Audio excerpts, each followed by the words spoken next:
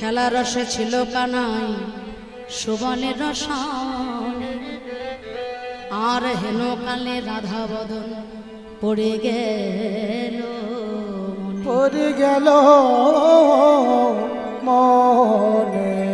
রাধা বলিয়া কানাই পুরিল মোহনবাসী, ওদিকে স্ত্রী নাধিকার করণে তাহা প্রবেশিল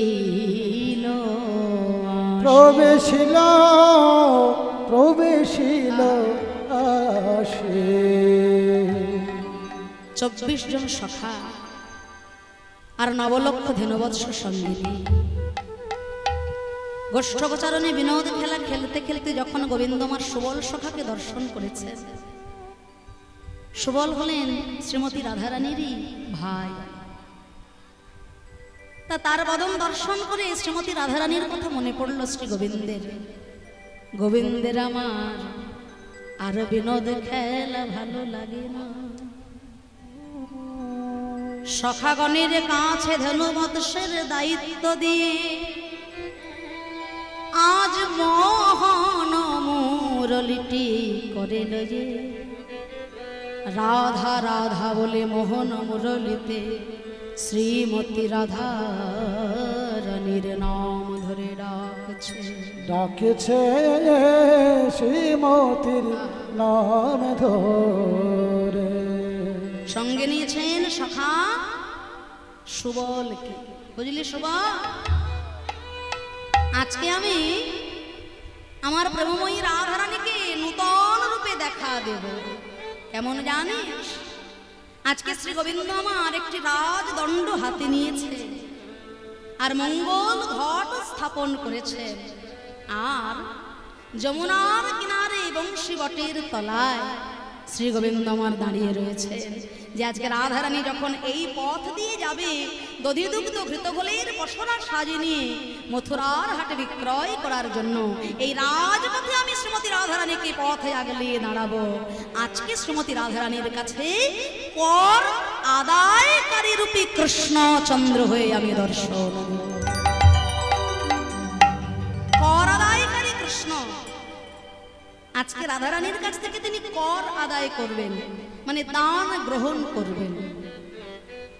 তাই জগৎ সংসারে আমরাও তো অনেক দান করি বাবা। সাধারণত দান কত প্রকার গো মায়েরা, এগুলো একটু জেনে রাখবো। আমরা জেনে রাখবো কেন? কেননা আমরাও তো যেমন ভাবে তেমন ভাবে হোক, ছোট হোক বড় হোক, অল্প হোক বেশি হোক, জীবনে তো আমরা অনেক দান করি। তা কখন আমরা কোন দানটি করলাম এটা যদি একটু জেনে রাখি তাহলে আমাদেরই ভালো। শাস্ত্র বলছে সাধারণত দান হলো 3 প্রকার। দান হলো 3 প্রকার। এক হলো রাজসিক দান, আর একটা হলো তামসিক দান, আর একটি হলো সাত্ত্বিক দান। রাজসিক দান কোনটা, তামসিক দান কোনটা, আর সাত্ত্বিক দান কোনটা আমরা একটু জানব।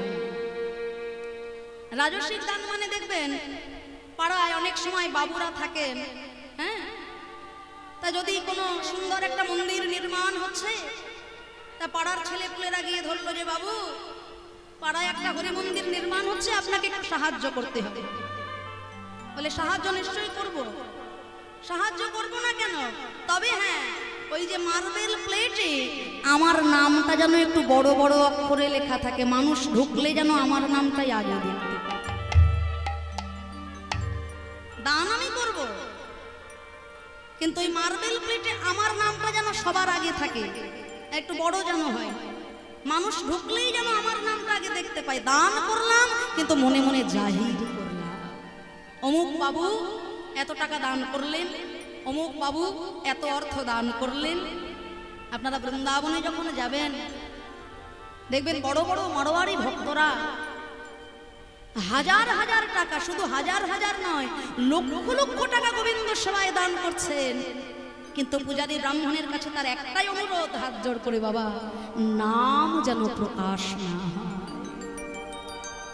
দান আমি করব, কাকে দান করব?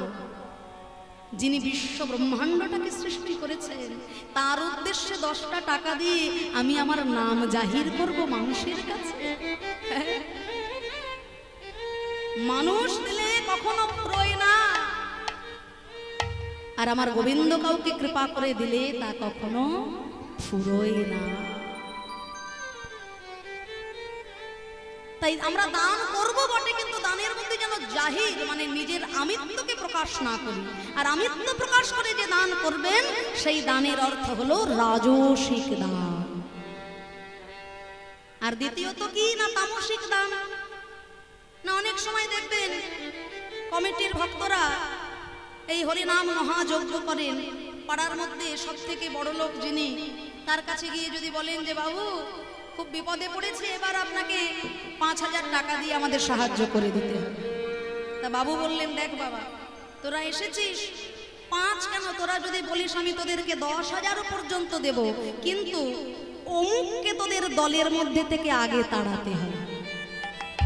মানে অমুকের সঙ্গে আমার একটু আদায় কাজকলাই আছে, বুঝলেন তো? হ্যাঁ, ওকে আগে দল থেকে সরা, ওকে আগে কমিটি থেকে তাড়া। 5 কেন, 10 চাইলে 10 পাবে। 4 বন্ধু একসঙ্গে পড়াশোনা করে, তা এক বন্ধুর ভাগ্য ভালো, ভালো একটা চাকরি পেয়ে গেছে। তা 3 বন্ধু আর কি ছাড়ে, বলে হ্যাঁ রে, এত ভালো একটা চাকরি পেয়েছিস, আমাদের কিছু খাওয়া, কিছু দে। তা বন্ধু হয়, কি আর করা যাবে, সবাইকে খাওয়ার জন্য 500টা টাকা হাতে ধরিয়ে দিয়েছে। তা ওই যে 500টা টাকা দিলেন 3টে বন্ধুকে, সেটা কিন্তু একটা দান, তাই না? 500 টাকারও তো অনেক মূল্য আছে বাবা। ওই যে 500টা টাকা তিনি দান করলেন বা দিলেন, 3 বন্ধু ওই 500টা টাকা নিয়ে মিষ্টির দোকানে রসগোল্লা খেতে যাবে?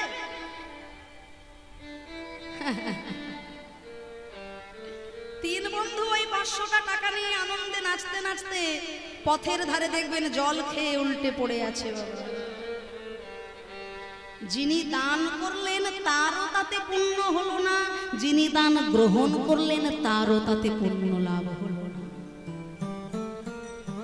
দান আমি করে দিলাম বটে, কিন্তু তারা যে পাপটা করলো, তারা যে অন্যায়টা করলো, তাদের সেই পাপটা কিন্তু আমার মধ্যেও বর্তিয়ে গেল, যেহেতু আমার দানের অর্থ দিয়ে তারা পাপ কর্ম করলো।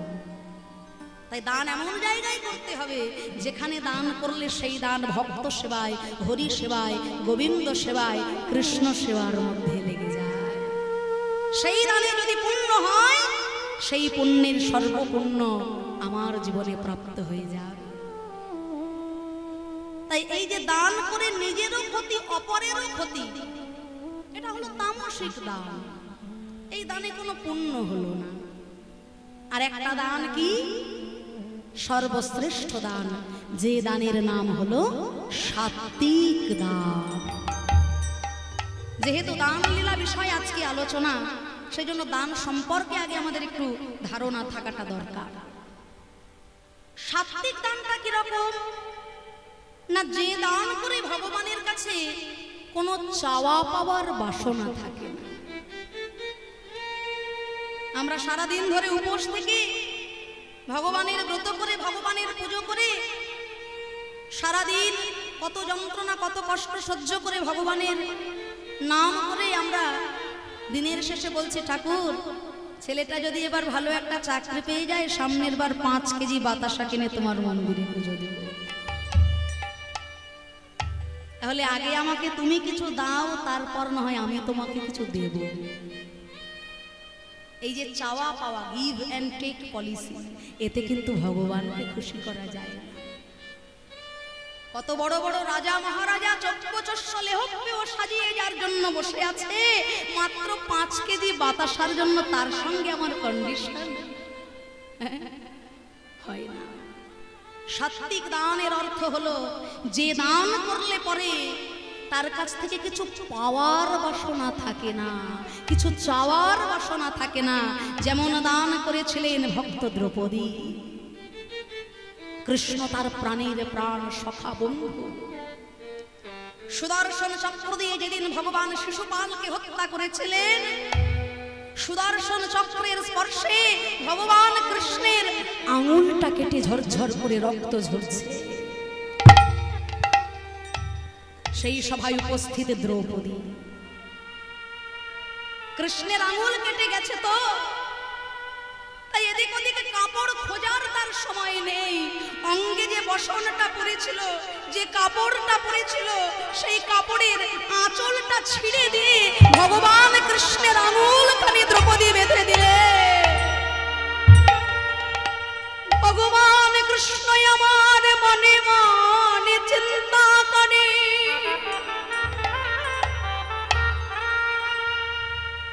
আজ আমার এই বিপদ কালে তুমি আমায় বাসন দিলে। তোমার এই বসনের প্রত্যেকটি সুতার মূল্য আমি একদিন তোমায় চুকাইয়ে দেব। যেদিন তোমার বসনের প্রয়োজন হবে, আজকে মনে মনে কথা দিলাম, সেদিন হাজার হাজার বসন দেব। হাজার হাজার বসন দিব, সেদিন হাজার হাজার বসন দেব। আমি এই না কথা দিলাম তোমায়, হাজার হাজার বসন দিব, সেদিন হাজার হাজার বসন দেব। আমি এই না কথা দিলাম তোমায়, শোনো হে দ্রৌপদী জানাই তোমায়। আমি এই না কথা দিলাম তোমায়, দ্রৌপদী জানাই রাখি। এই না কথা দিলাম তোমায়, আমি এই এখন জানাই রাখি। আমি শোনো দ্রৌপদী তোমায় জানাই, এই না কথা দিলাম। শোনো দ্রৌপদী জানাই তোমায়, কথা দিলাম। শোনো দ্রৌপদী তোমায় জানাই, আমি হাজার হাজার বসন দিব।